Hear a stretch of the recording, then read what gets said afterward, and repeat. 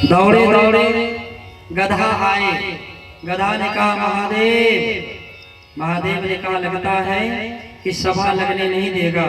गधा ने कहा महादेव। भगवान भोलेनाथ ने कहा हाँ कहो। कहा भगवान मनुष्य के बाहर धोते धोते 40 बहुत मुश्किल हो जाता है। तो बोले गधा को कि भगवान महादेव ने कितनी कर दूं। महादेव ने कहा कितनी कर दो। गधा ने कहा भगवान जो इच्छा है। तो उन्होंने कहा आधी कर दूं 20। बोले हाँ ठीक है। तो 20 गधे की कर दिया। 20 महादेव ने रख लिया यानी अपने पास। थोड़ी देर बाद मनुष्य दौड़े दौड़े कहा महादेव। अब महादेव ने कहा देखिए नारायण जी मनुष्य को क्या पड़ गई। बोले मनुष्य ने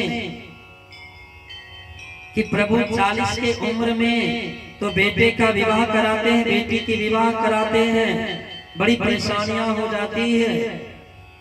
इसलिए कुछ उम्र बढ़ा देते तो कम से कम बहू बेटियों का भी तो सेवा कर लेंगे, हाथ का भोजन कर लेंगे। उन्होंने कहा कितनी गधे की पड़ी है 20 वर्ष लोगे। मनुष्य ने कहा हाँ चलेगा गधे का। 20 वर्ष गधे की पड़ी थी। कहा चलेगा। 20 से लेकर के 40 से लेकर 20 60 गधे की लग गई। थोड़ी देर बाद फिर दौड़े दौड़े उल्लू आए। उल्लू ने कहा महादेव। अब महादेव बोले अब उल्लू को क्या पड़ गई है। उल्लू को क्या कहूँ। बोले भगवान जाड़े की ठंड में कड़क धूप में रात भर गर्म में वृक्ष पे बैठा रहता हूँ। 40 वर्ष बड़ी मुश्किल हो जाती है। तो उल्लू को कहा कितनी कर दूं। तो महादेव ने कहा बोलो कितनी। बोले महादेव आप तो सब कुछ जानते हो, आप ही करो जो करोगे। उन्होंने कहा 20 कर दूं। उल्लू ने कहा हाँ भगवान चलेगा। 20 उल्लू की कर दिए। उल्लू के 20 वर्ष बचा। फिर मनुष्य दौड़े आया।